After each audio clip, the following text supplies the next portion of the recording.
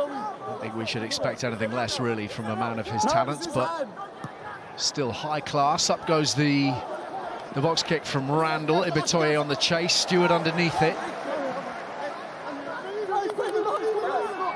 And Van Portfleet fishing it out for Orlando Bailey, once of Bath, of course, arriving in Tigers ranks, looking to make that 10 shirt his own. O'Connor will arrive subsequently. This is Will Wan stretching his legs and carving the opening really nicely. The offloading game is good.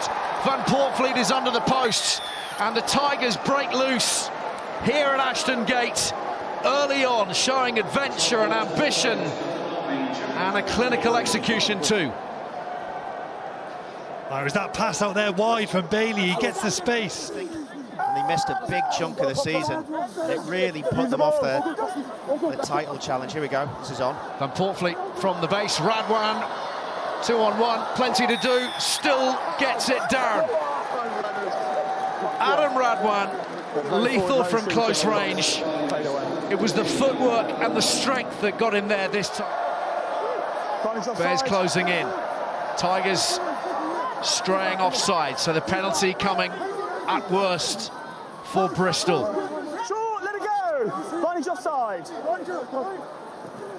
Taken on by Harding. On the line. And the captain. You want really to get people running around them, so if they can make ground going forwards in that sort of direction, you get round, you can hold the inside defence and get extra numbers, albeit running sideways. Here goes Van Portfleet, and it's whipped wide by Bailey. Radwan again, similar position, same result. Flies in for a second. And for Leicester's third of the afternoon. There he is, the Irish international. Feeding onwards, Grondona using Ibitoye. Marmion, brilliant line from Fitzharding, what an angle. Marmion, good from Kloska. Van Rensburg, poetry from Bristol. Ibitoye touches down. No one laid a finger on him. The handling so crisp. Just what the Bears needed. Okay, thank you. Scrum penalty here to Bristol. A few better finishes.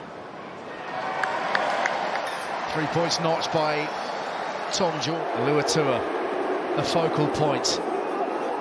The ball worked to Ogre, and in come some of the back division, Van Rensburg and Ibitoye, and Tigers trying to work them to the touchline. Bristol, though, will not be denied.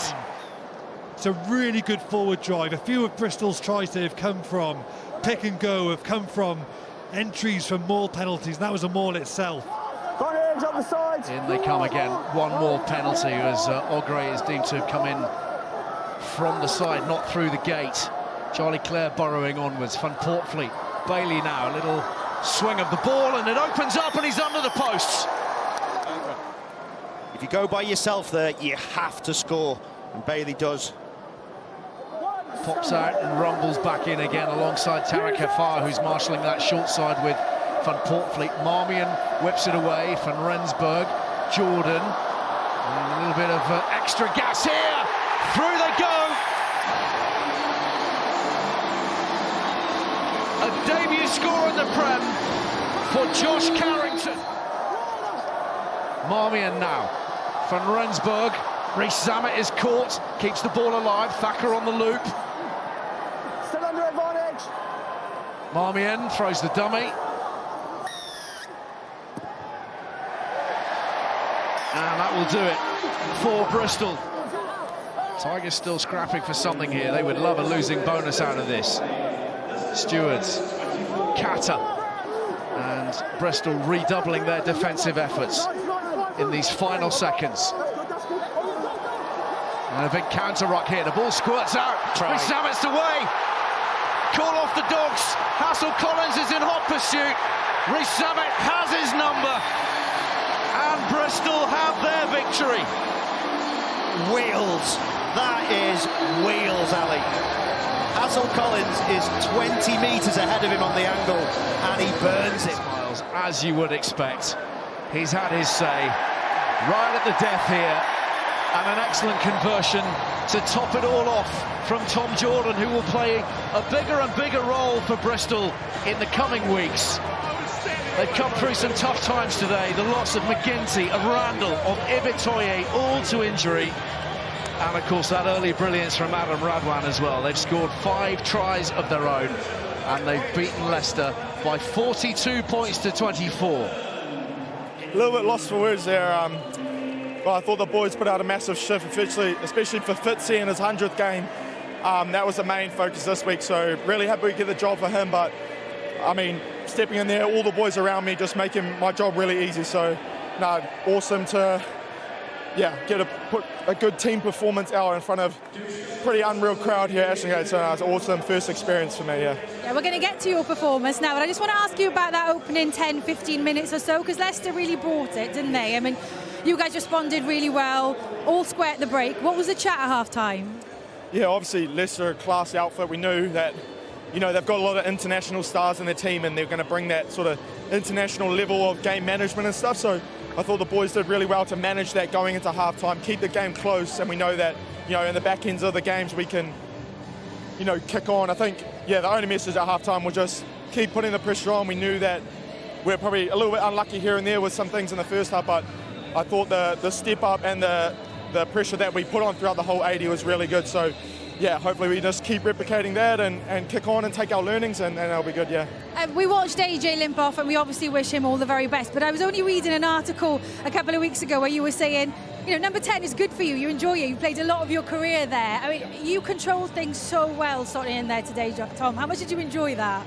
No, it was good. Obviously, 10's a bit more responsibility, but honestly, the guys around me, like, I won't name everyone, but just made my job so easy. So, no, full credit to the boys around me, really, like, helping me out, and I guess that's a great thing with the system and the team is that, you know, the pitch is there, the chat's there, so it makes my job easy. So, couldn't appreciate the boys today, because that could have gone a different way. Yeah, we wanted to get off well at home. Probably last season we weren't that pleased with our home form. So, you know, it's good to get one over the line early. So you guys, obviously you beat Leicester away last season. They had you here at home, and a dazzling, relentless pace, brilliant handling. That was key last time. It felt like it was a bit of a mix today. Some really good combination of back and forward play. Yeah, you know, early in the season, like, we're not going to be as slick as we want to be. Losing 9 and 10 in the first half, also that's going to hurt us as well. But the way that the boys stuck to it, and then I think when we managed to keep the ball and managed to put pressure on Leicester, I think they struggled to get a foothold into the game. When we coughed it up easy, that was when they got into our 22, and then we had to work hard.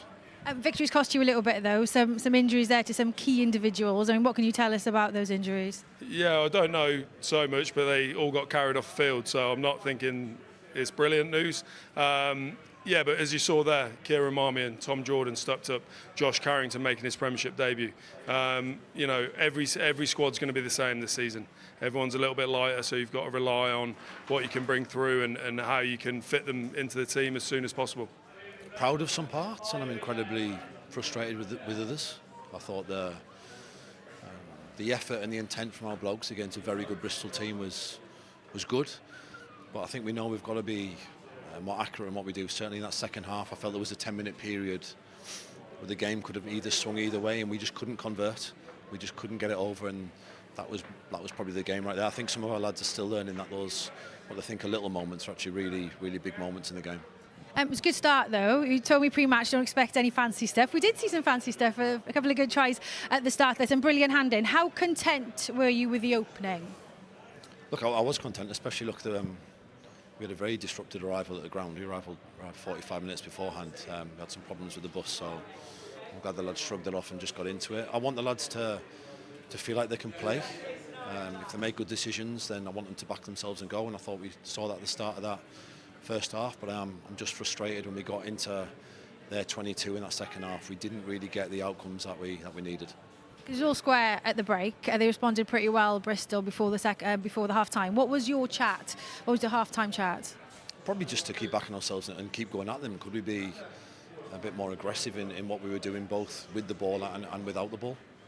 And pre-match, you said you wanted to see what your lads had for you today. You wanted to have a look what they brought. So what's the biggest learning, would you say, from your first 80 in charge? That I've seen a group that is have worked hard for each other, and there's some elements of some real effort and play for each other when the chips are down. But as a coaching team, we've got to help them and be better there. That point in the second half, we probably can't be as ill-disciplined as we were, and we can't make as many errors as we did.